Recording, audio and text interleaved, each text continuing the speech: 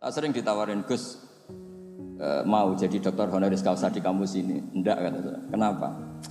Nara di duit ora pantes, dokter ora di duit. Jadi enak Gus nonton ngopi ge pantes, ora jelas ge pantes, kabeh pantes. Tapi dari ketidakjelasan itu menjadi jelas. Kalau semuanya itu sistem kampus, itu nanti orang mau belajar tema fikih tertentu, misalnya kalau di fikih harus nunggu semester berapa baru ada pelajaran itu.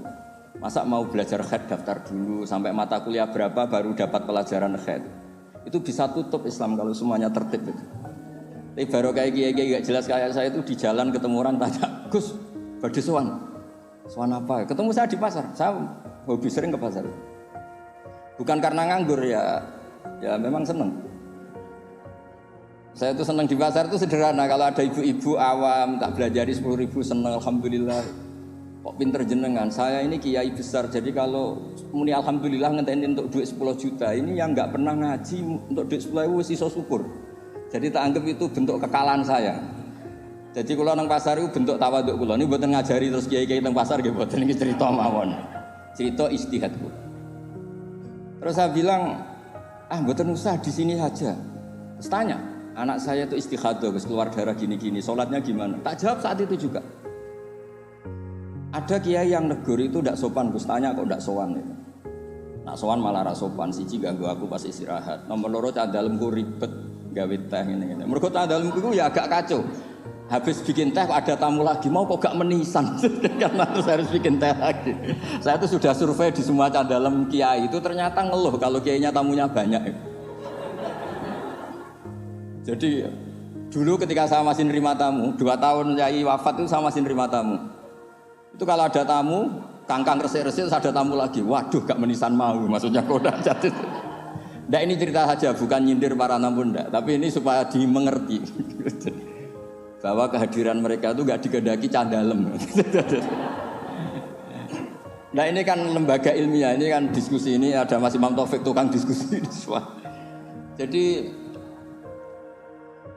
nah ini yang tertib ya monggo, yang enggak tertib ya, karena barokahnya enggak tertib itu misalnya semua orang soleh di masjid. Kalau ada orang kecelakaan yang nolong ya orang-orang yang di jalan, itu orang-orang enggak tertib. Tapi itu efektif itu. Ada orang tersesat yang nolong mereka, kecelakaan mereka, ada orang jambret yang nolong mereka. Jadi umat Islam itu di mana saja itu baik. Yang jalur kampus dia baik, yang jalur enggak tertib kayak saya juga baik. Dan dari dulu saya itu yakin suatu saat saya tetap keramat dengan cara saya seperti ini. Bukan apa-apa, karena tadi orang Islam itu banyak yang nganggap kampus itu elit. Wow, itu bayar, terus elit, terus berdasi. Jadi bayang notok aja enggak. Kalau cerita Pak Imam Taufik pertama kuliah itu sudah bayangkan di wisuda, kata beliau pas di sana pertama masuk itu sudah bayangkan di wisuda. Kalau di pondok kan enggak. Wong Islam taluan mondok, sekian ini ra jelas, padha ra jelas santai. Dijak jagungan, mau ditakoki kowe candi le. Ngapak, yang ngapak-ngapak santai. Ya pokoknya enggak jelas. Tapi dari cerita enggak jelas itu saya punya argumentasi ilmiah. Yang milih jalur ini, saya kan enggak perlu cerita yang jelas-jelas tadi beliau sudah promosi sampai sebegitu hebatnya. Hebat, betul. Pokoknya top lah. Cara tahadus bin Emma itu top. Enggak tahu tahadus apa sponsor enggak tahu. Tergantung niat itu.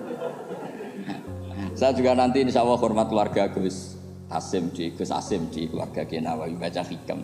Ya, memang saya ini mohon maaf, saya itu susah diundang. Bukan apa-apa, memang saya punya bapak namanya Kiai Nur Salim, itu punya abah namanya Bandur Sam, itu nggak pernah keluar rumah. Jadi saya punya sanad gen keluarga yang suka di dalam. Jadi saya ini bapaknya bapak saya itu nggak pernah keluar dari rumah, itu terkenal sekali. Dan ya beliau juga dari gen-gen yang suka tirakat. Saya jarang cerita itu karena beliau itu puasa mulai dulu sampai wafat. Jadi saya jarang cerita karena takut. Jangan kok mboten ngoten Gus. Makanya saya lebih sentuh cerita gen dari ibu karena keluarga Lasem itu rileks ngopi-ngopi, cangkruk, semuanya santai. Ya alhamdulillah kok punya sanad begitu. Saya cerita secara ilmiah. Suatu saat Rasulullah SAW itu mau haji wada. Haji wada dipapak sama Imro'atun bin Khosam. Yang diceritakan di situ tuh sangat basar ya. Imro'atun bin Khosam itu cantik sekali. Nabi murdifun Fadl bin Abbas, Al-Fadl bin Abbas. Fadl karena ganteng ya melihat perempuan tadi. Perempuan ini karena Fadl ganteng ya dilihat. Sama-sama melihat. Yang satu melihat orang cantik, yang satu melihat orang ganteng. Masyhur terus. Fasor Rasulullah wajal Fadl. Wajahnya Fadl dipalingkan sama Nabi.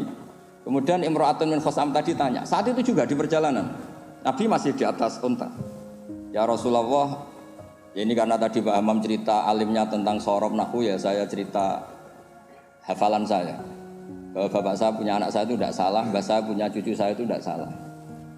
Beliau kan ya cerita gitu. Dua anak ini ora rugi, so profesor, so jadi mantune Bali, so kondang terus sampai gedungnya di atas UMZ gitu. Tidak tahu, ini orang pinter kok pakai ukuran fisik tidak tahu. Kalau gedung itu kan fisik, tidak tahu cara berpikir gimana tidak tahu. Karena saya ini alam rohani, ukurannya di klasmen kewalian, jadi itu kan nggak kelihatan. Jadi tidak tahu di klasmen berapa, tidak tahu.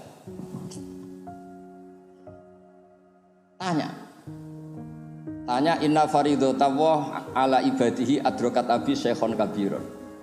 Afa ahujju anhu. Nabi jawab, qala na'am. Ayan fa'uhu dzalik, qala na'am. Kama law kana ala abiki denun faqadaitihi nafa'ahu. Ya Rasulullah, bapak saya ini sudah sepuh sekali ketika haji diwajibkan. Apa saya bisa menghajikan beliau? Bisa. Apa manfaat? Ya bisa, seperti bapak kamu punya utang, kamu yang bayar itu cukup. Ya.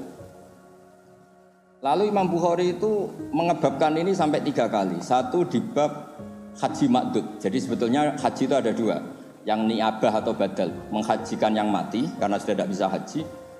Atau menghajikan yang lumpuh yang nggak mungkin haji lagi, disebut haji ma'dud. Jadi Imam Bukhari mengebabkan babul hajil ma'dud atau al-ihjad anil ma'dud. Tapi di bab berikutnya dengan hadis yang sama persis beliau mengebabkan babu hajil mar'ati anir rojul, karena secara fikih ini masalah, masa perempuan mengganti lelaki. Tapi dengan hadis yang persis di bab ilmu Imam Bukhari mengebabkan babul futya fit thoriq. Bab boleh fatwa ketika di tengah jalan. Jadi nggak perlu ada kiai yang kiai resmi nggih monggo, kalau ada pertanyaan sowan dulu, daftar dulu nggih monggo. Kiai kayak saya seketemunya juga monggo. Saya itu 2005 itu tiap bulan ke Jogja di UI sama Profesor Zaini. Itu mesti ngebis. Ya mesti ada yang tanya. Jenengan Gus Mbak nggih. Wah, beneran Gus badhe tangklet. Niku kadang sampai Rembang sampai Semarang ora barbar. Tak takoki sampai 20. Loh kok banyak betul. Mumpung ketemu Gus, nek jenengan disowani wangel. Nggih barokahnya niku mboten bayar, Pak Imam. Dadi ikhlas. Mboten niki cerita mawon barokahe ketemu niku mboten bayar, dadi ikhlas ini. Jadi Indonesia ini berkah sekali, ada yang nekuni formalitas, ada Profesor Hamam, Profesor Imam Taufik, Gus Wofur, banyak. Ada yang nekuni yang kayak saya, tapi saya mohon yang kayak saya juga harus alim betul. Sehingga ojo pepera formal terus uteknya juga agak jelas, visinya agak jelas. Asal usulnya juga agak jelas. Enggak boleh, harus tetap jelas. Supaya Islam ini bisa ada di mana-mana. Orang bisa tanya kiai kapan saja, di mana saja. Saya ini haji itu tidak mutawif, bayar. Saya umroh juga milih bayar daripada gratis di kongkonan. Saya berkali-kali ditawari Gus haji Gus gratis kira-kira mau mari gue kongkonan gitu. Umroh juga sering ditawani Gus jadi enggak bayar aja. Duit 20 juta atau 40 juta ya jadi budak ya, jadi kongkon-kongkonan gitu. Wis ngono arahe kon ngesahno pilihan KPIH ini. Enggak cara fikih ra salah kon ngesahno wong fatwa orderan kan. Jadi rada repot kadang gitu. Kadang padahal secara fikih itu bisa diperdebatkan sah tidaknya. Mboten sah tidaknya haji ya ibadah yang mboten penting-penting lah. Nah, berkahnya orang kayak Bali Maksum yang nekuni keilmuan teng Termas, Bali Maksum ditemani Mbah Kula. Terus dulu misanan Mbah Kula kandung lahirnya tesih teng Lasem bareng kalian Pak Hamid Pasuruan, wong niku sak rumah. Makanya kula dikenal Bani Umar, nah teng Lasem ini selain dari partai Bani Umar. Karena Mbah Umar di garwa Mbah Maimunah, niku putrine Mbah Abdul Aziz, jadi kalau lingkup lebih besar disebut Bani Abdul Aziz. Barokah Mbah Ali Maksum, terus beliau ngaji teng Mbah Dimyati riyen bareng putra-putrane Mbah Mahfud termasuk Mbah Muhammad. Punya satu putra namanya Mbah Muhammad, Gus Muhammad. Niku ilmu itu di mana-mana sehingga kampung-kampung itu Luar biasa Islam teng Indonesia. Ada syekh yang datang dari negara yang tertib sekali. Di Indonesia imam digaji berapa? Fasilitasnya apa? Di negara kami imam itu digaji 70 juta, fasilitasnya mobil BMW gini-gini. Kalau di Indonesia enggak, kadang komat sendiri, adzan sendiri. Terus lucunya itu Mas Imam Taufik itu imamnya tetap bilang imaman lillahi ta'ala. Ditanya, kenapa bilang imaman enggak ada makmumnya? Makmumnya jin, Gus. Warga di kampung itu. Tapi uniknya syekh yang dari negara tertentu yang digaji itu digojlok sama Kiai Indonesia, Gus Wami. Makanya kamu jamaah terus, takut potong gaji ya. Karena dia digaji, difasilitasi, kalau dia bolos itu potong gaji. Kaget saya, ternyata ini masalah dalam dunia ikhlas itu. Pertama mencibir Indonesia, imam nggak diperlakukan secara terhormat, nggak difasilitasi. Terus kata imam-imam Indonesia, makanya jenengan sholat terus takut potong gaji. Akhirnya saya ini sadar. Oh iya bagus ikhlas. Ya artinya barokahnya nggak tertib itu juga hakikatnya tertib karena akhirnya ada masjid di kampung-kampung nggak jelas pendirinya siapa, wakafnya juga sengketa, sertifikasinya juga sengketa, kiainya juga sengketa. Yang baru jadi takmir semangat pengajian besar, yang nggak takmir mutung. Baru kayak mutung terus bikin masjid tandingan, akhirnya masjid di situ banyak, alhamdulillah. Pokoknya, nah. Kiai itu harus punya kelapangan pandangan seperti ini supaya Islam itu di mana-mana. Kalau semuanya tertib nanti prosedural. Masa mau tanya haji saja nunggu semester yang kebetulan ngajarkan apa? Haji. Wong sholatnya subuh mau tanya pakar fikih ngantornya jam 9 bisa ditemui jam 1. Pertanyaannya tentang sholat subuh. Subuh hari ini kalau hari besok kan ya, kalau hari ini kan, nah kalau kiai kan nggak ketemu di jalan tadi tanya, Gus, anak kula niku keluar terus darah, ini ku sak dhuwure adat, niku salat apa mboten? Biasanya kate berang dina 6 dina wis rudat ilal adat, soal gerbar 6 dina hukum istikhadah ngene kan. Gak usah sowan Gus, gak ngel-ngelo cah dalemku. Ini mboten nyindir, maksudnya cerita, jadi mboten cerita. Jadi monggo lah istihad apapun tuh baik asal didasari keilmuan yang baik. Jangan sampai apa ya, karena kita punya pilihan istihad tertentu seakan-akan yang lain itu salah. Saya berkali-kali cerita menyangkut istihad. Ya saya ulang lagi, saya berkali-kali cerita tentang istihad dan dari sekian itu di antara yang mau saya baca di sini, nanti kitab ini saya tinggal mungkin bisa dipelajari menantu Bali Maksum yang bernama Profesor Hammam itu. Yang tadi cerita terus tentang bahasa Arab kayaknya butuh legitimasi ini loh mantu Bali. Beliau khawatir kalau hanya dianggap pakar medis itu. Apalagi di depan keluarga Lasem. Darani ra iso ngaji kan yo isin mantu Bali Maksum. Jadi tadi maklumat terselubung kira-kira gitu. Ini kata beliau kan ini tetap ingin ikut sunnah Rasulullah SAW. Ini saya bacakan. Ini kitab yang luar biasa. Ini namanya kitab Al-Milanul Kubro karangannya Imam Sa'roni. Ada perubahan yang enggak diduga para kiai-kiai Indonesia. Ngiranya perubahan itu kan masyhur kan fal yughayyiruhu biyadi, terus urutannya apa? Man ra'a minkum munkaron fal yughayyiruhu biyadi dulu ya. Terus bilisani, yang terakhir apa? Biqalbi. Itu umumnya kiai kan nafsiri biqalbi itu yang penting kamu enggak suka kemaksiatan itu. Yang penting Anda ngingkari atau enggak suka bentuk-bentuk perilaku maksiat itu. Tapi di sini ada dawuh ya makalah dari Imam Sa'roni. Ini bisa disimak nanti kitab ini saya tinggalkan. Saya tinggal maksudnya. Saya baca ya. Ketika watahhiruhu bil qalbi likullil arifin alladzina ghalaba alaihim syuhudu ikhtiqarihim nufusahum ayyakunu nahina li ghairihim.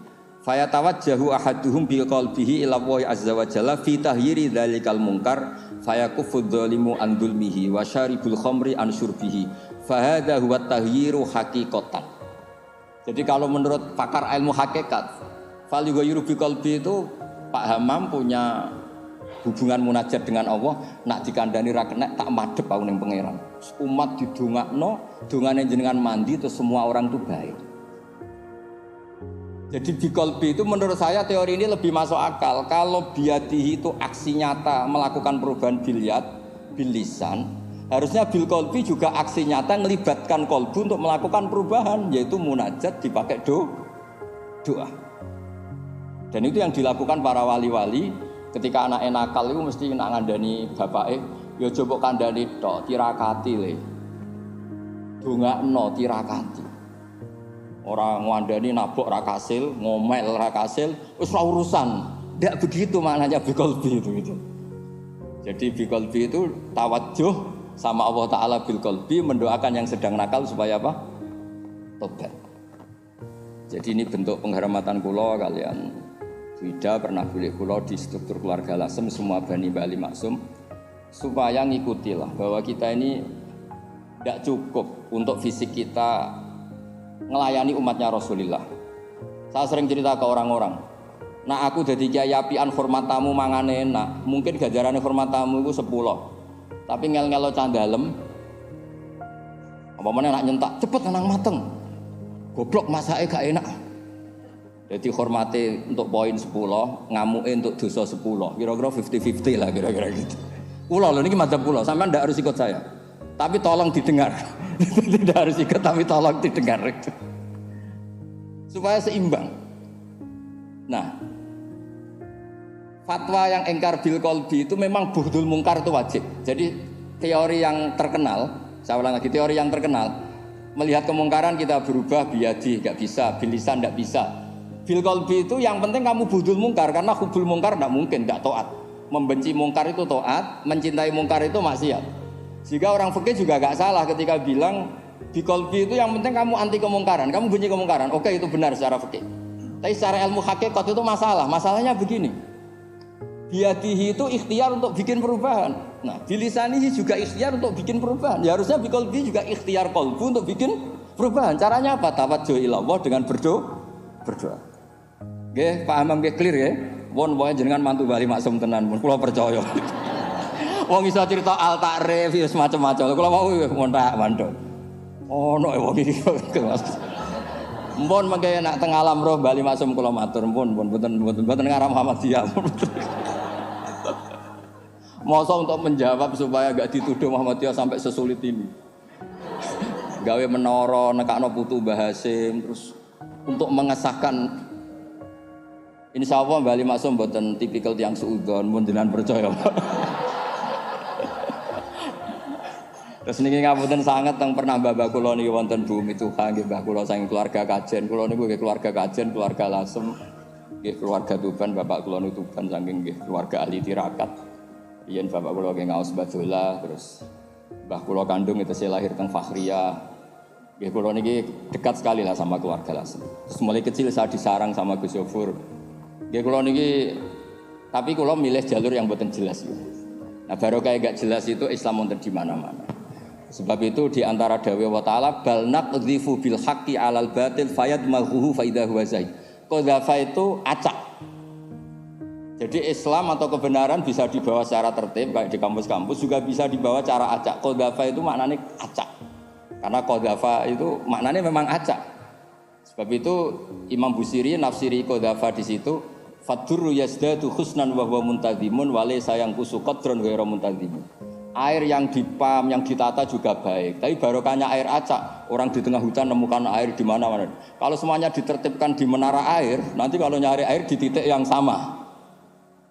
Nah, makanya fadurru yazdadu husnan wa huwa muntazimun wa laysa yanqusu qadran ghairu muntazimi. Jadi kebaikan itu kamu untai secara tertib ya baik, kamu acak saja namanya kebaikan juga tetap baik. Jadi saya pikir kalau diaturi Wida, diaturi pernah bulik kula ngeten mriki tak anggap pengakuan yang tertib pada yang tidak tertib. Jadi anggap mawon ngoten gitu. Nak nganggo hukum sopan yo ngongkone wong tertib ambek sing ora tertib. Sopane sing ora tertib ambek sing tertib. Nyatane kula dikongkon gelem kan berarti cah sopan. Bocah apik lah Terus kula suwun niki kitab ini saya tinggal untuk hadiah pada keluarga mriki Almata. Jadi ada ulama yang mengatakan fal yughayyiru biqalbi niku artinya apa? Faya tawajjahu ahaduhum. Jadi pertama orang-orang sufi itu ya ghalaba alaihim syuhudu ikhtiqarihim nufusahum. Mereka itu menganggap dirinya itu siapa sih? Saya ini tidak Tuhan, tidak Al-Mudabbir, tidak pengatur alam. Kok ingin merubah alam? Kita ini siapa sih? Kok menamakan diri sebagai pengubah alam, pengubah sosial, inspirator sosial? Kita ini siapa? Tidak siapa-siapa di depan Allah itu la haula wala quwata illa billah. Ya. Maksudnya benjenengan mboten namen aku mbek sorop tak unggahno dadi makom hakikat. Mengke karena babanya Mbak Maksum nggih dugi Mbah Sambu. Mbak Ali Maksum nggih ibuke sang dugi Mbah Sambu. Nah Mbah Maksum dugi mriku Raja napa? Mahmud nggih. Nggih Sultan Mahmud. Jadi jenengan dadi mantune raja ya mantune wali. Mulane membela dirine sampai sak jam.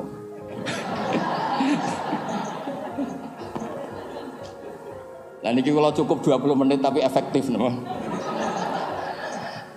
Jadi orang-orang sufi itu merasa dirinya tidak siapa-siapa di depan la haula wala quwata illa billah. Terus ghalaba alaihim syuhudu ikhtiqarihim nufusahum ayyakunu nahina li ghairihim. Mereka merasa saya ini siapa sih kok sampai melakukan perubahan.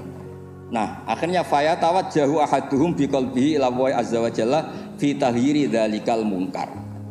Sungkeman ning Allah supaya orang sekelilingnya baik-baik saja. Tapi karena beliau-beliau ini wali, akhirnya fayakufu dzalimu an dzulmi wa syaribul khamri an syurbi. Fa hadza huwa taghyiru haqiqatan. Makanya cerita-cerita wali itu ya kalau ada kemungkaran sungkem, kampung sing abangan ditirakati jadi kampung yang baik. Ora nato orasinya. Paham ya? Ora nato kecakapan metodologi dakwahnya atau metode dakwahnya yang ditata itu tawajjuhul qalbi ila Allah Subhanahu wa taala. Terus niki sebagai bentuk hadiah kula wingi Wida kula hadiah kitab Al-Qanon Fitib niki juga saya hadiahkan di sini supaya mindset kita, cara berpikir kita munajat teng Allah Subhanahu wa taala. Jadi fikihnya nggih jalan monggo ikhtiar sebaik mungkin tapi jangan merubah ilmu hakikat bahwa al-amru biyadillah hanya Allah saja yang lahu maqalidus samawati wal ardh. Nggih ngapunten ingkang sanget. Wassalamualaikum warahmatullahi wabarakatuh.